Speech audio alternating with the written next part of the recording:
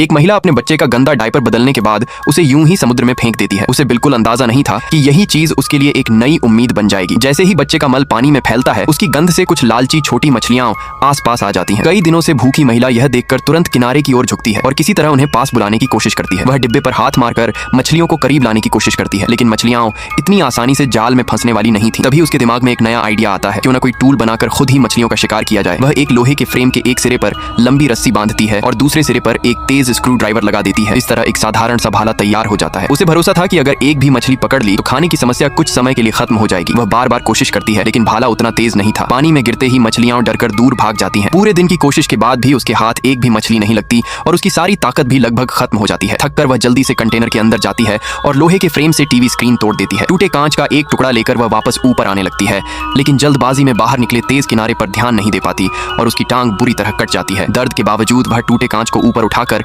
उसकी चमक से गुजरते एयरक्राफ्ट का ध्यान खींचने की कोशिश करती है, लेकिन दूरी इतनी ज्यादा होती है कि ऊपर से कोई उसे देख ही नहीं पाता। घायल हालत में वह फिर कंटेनर के अंदर लौटती है। वहां से वह एक सर्किट बोर्ड से हुक निकालती है, कुछ तांबे के तार ढूंढती है और फिर थोड़ा सा शराब पीकर बाकी शराब घाव पर डालकर उसे साफ करती है। असहनीय दर्द सहते हुए वह उसी हुक और तार की मदद से अपना घाव खुद ही सिल देती है। सब कुछ खत्म होने के बाद वह थक कर एक तरफ लेट जाती है, लेकिन हार मानने के बजाय वह नया तरीका सोचती है। वह ईयरफोन की तारों को बुनकर एक छोटा सा फिशिंग नेट बना देती है, उसे 2 लकड़ियों से बांधकर समुद्र में डालती है और फिर बच्चे का डायपर उसी जाल के अंदर फेंक देती है। कुछ ही देर में गंध से आकर्षित होकर मछलियों का झुंड जाल के पास आ जाता है। कई दिनों की भूख के बाद आखिरकार उसे पहला शिकार मिल जाता है। अब उसे समझ आ चुका था कि मछली पकड़ने का तरीका क्या है, इसलिए खाने की चिंता थोड़ी कम हो जाती है। लेकिन एक और खतरा धीरे धीरे बढ़ रहा था। कंटेनर के अंदर पानी लगातार बढ़ रहा था। उसे नहीं पता था कि कब तक यह जगह समुद्र में पूरी तरह डूब जाएगी, इसलिए वह लगातार कागज पर हेल्प मैसेजेस लिखती है, उन्हें छोटे डिब्बों में बंद करके एक एक कर समुद्र में फेंक देती है, इस उम्मीद में कि शायद कोई उन्हें पढ़कर मदद के लिए आ जाए।